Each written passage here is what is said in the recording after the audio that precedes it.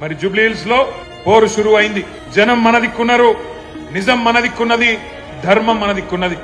వాళ్ళకేమున్నదో నాకంటే బాగా మీకే తెలుసు. మోసపోయి గోసపడుతున్న ప్రజలు ఇక్కడికి వస్తుంటే, నేను శ్రీనివాస్ యాదవ్ గారు హరీష్ రావు గారు కలిసి వస్తుంటే ఇద్దరు ఆడబిడ్డలు మాకు ఎదురొచ్చింది కారుకి. ఒక అమ్మాయి పేరు శబానా, ఇంకొక అమ్మాయి పేరు స్వప్న.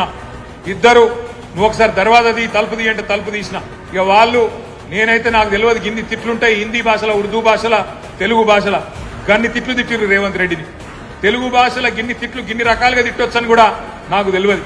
గన్ని తిట్లు తిట్టి వాళ్ళు ఒకటే మాట చెప్పిర్రు, అన్నా మీరు వచ్చే అవసరం లేదు, చెప్పే అవసరం లేదు, మా ఆడబిడ్డలు మేమే చూపెడతాం, ఒక దుర్గాదేవి లెక్క, ఒక కాళికాదేవి లెక్క భరతం పడతాం కాంగ్రెస్ పార్టీది, మోసం చేసినందుకు మేం చూసుకుంటాం వాళ్ళ సంగతి అని చెప్పి దోకాబడ్డ ఆడబిడ్డ శబానా చెప్పింది. దోకా తిన్న ఆడబిడ్డ, మోసపోయిన ఆడబిడ్డ స్వప్న చెప్పింది, మేం చూసుకుంటామన్నా మీరు భయపడకుర్రి అని చెప్పి మాకు ధైర్యం చెప్పింది. దోకా తిన్న తెలంగాణకు ఇలా మోకా వచ్చింది, అవకాశం వచ్చింది. దెబ్బగొట్టి కాంగ్రెస్ పార్టీకి బుద్ధి చెప్పే ఒక సందర్భం వచ్చింది.